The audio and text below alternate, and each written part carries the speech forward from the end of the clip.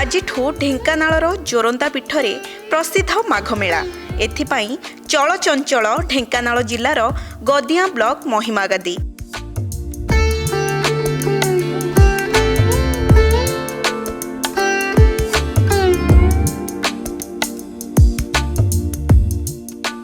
राज्य और राज्य बाहरु हजार हजार साधुसंथ धर्मावलंबी और श्रद्धालुंक समागम हेब।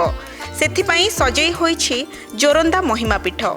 प्रशासन और पुलिस प्रशासन तथा जोरंदा पंचायत पक्षरु समस्त व्यवस्था करा जाइछि।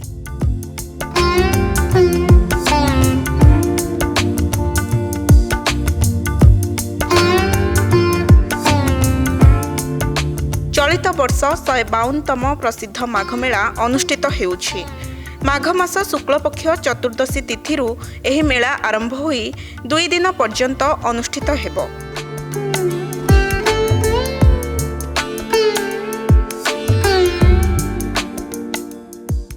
महिमा साधु सन्यासी माने जगत कल्याण पाई मोहन मोहन घिय घृताहुति करी झाड़ दीप प्रज्वलन करिवे।